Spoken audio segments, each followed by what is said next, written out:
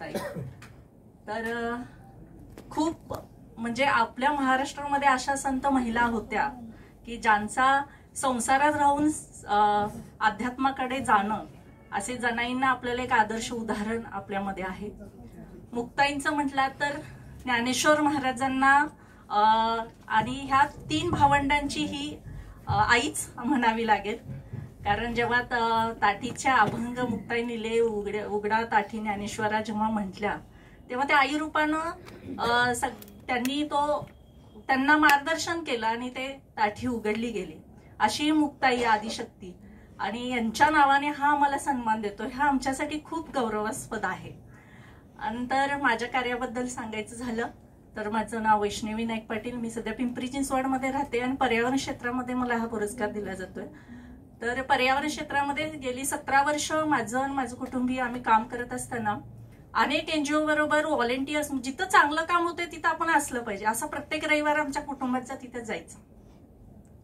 ते करता करता अनेक चांगल्या ओळखी, कार्य कसं करायचं हे कळलं आणि शिवबा ग्रुप शिवचरित्र वाचनाचा संस्कार वर्ग मी चालू केला। त्यातून महिला मुलं जोडत गेलो आणि पर्यावरणाकडे मुलांना शिवविचार घेऊन कसं गेलं पाहिजे हे आम्ही चालू केलं आणि त्यातून 4 वर्षापूर्वी आरम फाउंडेशनची स्थापना केली। आरम फाउंडेशनच्या माध्यमातून देशी स्थानिक प्रजातीच्या बीज संकलन आम्ही करतो। आता आमच्याकडे 300हून अधिक व्हरायटीच्या प्रजाती देशींचं संवर्धन आणि जतन आम्ही करत आहोत आणि कोटींच्या वर महाराष्ट्राच्या बाहेर अनेक एनजीओला आम्ही निशुल्क ह्या बिया आता देत आहोत। त्याचबरोबर रोपही तयार करतोय आणि लावून संवर्धन करतोय। आता यामध्ये आम्हाला म्हटलं तर माझं कुटुंबीय, माझे पती आहेतच, तसे माझे भोलेश्वर दादा पलंगे जे चाफाम्यामुळे ओळखले जातात, असे अनेक बंधू आहेत की ज्यांची साथ आहे म्हणून आम्ही हे काम करतोय। आणि विशेष सांगायचं की आळंदीत मध्ये ज्ञानेश्वर महाराजांना वाळीत टाकल्यानंतर जिथं त्यांची भावंड आई वडील राहिले ती तपोभूमी, ज्ञानभूमी, जन्मभूमी सिद्धभेट, गेली 2.5 वर्षे सिद्धभेटामध्ये आम्ही वृक्षारोपण करून संवर्धन करत आहोत। त्यामध्ये 108 प्रजातीची पंचवटी उद्यान 350हून अधिक वृक्ष लावलेले आहेत। प्रत्येक रविवारी आम्ही ते श्रमदानाला जातो, संवर्धन करतोय।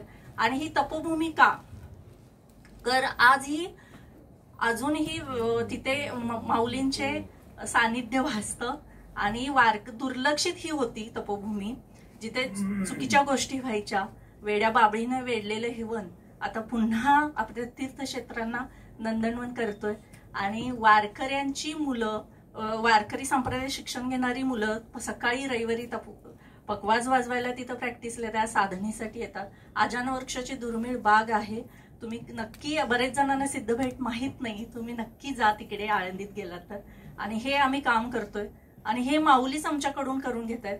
आणि विशेष म्हणजे मुक्ताई हे नाव, माझा परिवार मला जेव्हा आम्ही सिद्धभेटला जातो तर एक महिला म्हणून मी पुढे आहे, निमित्त मात्र म्हणून पुढे आहे, मात्र अनेक भावांची मला साथ आहे म्हणून मी तिथं काम करते आणि माझे भाऊ मला नेहमी आमची मुक्ताई म्हणून ही साथ देतात, म्हणून हा विशेष आमच्यासाठी हा पुरस्कार आहे। असंच आम्ही आतापर्यंत 7,000 वृक्ष लावलेले, त्यामध्ये माझं गाव आहे शिरोळ तालुक्यात सैनिक टाकळी, तिथं शिवस्वराज्य वन साकारतोय। छत्रपती शिवाजी महाराजांना समर्पित हे वन आहे। सह्याद्रीतील दुर्मिळ वनसंपदा तिथं लावतोय। मुलांना सैन्यात भरती होणाऱ्या मुलांसाठी रन ट्रॅक करतोय आणि तळ्याचं संवर्धन, जलसंवर्धन हे काम चालू आहे। त्याचबरोबर आर्मी कॅम्प जम्मू काश्मीरला आम्ही झाडं लावलेली आहेत। नंतर वन विभागात, कारण जिकडे विदेशी झाडं नको देशी झाडांकडे आम्ही फोकसली काम करतोय आणि ठिकठिकाणी आश्रमशाळा, वृद्धाश्रम, फळझाडं लावून शेतकऱ्यांना चला लावू बांधावरती एक झाड हा संकल्पनेतून आता आम्ही पर्यावरणाकडे जास्त सगळ्यांना ओढत नेत आहोत।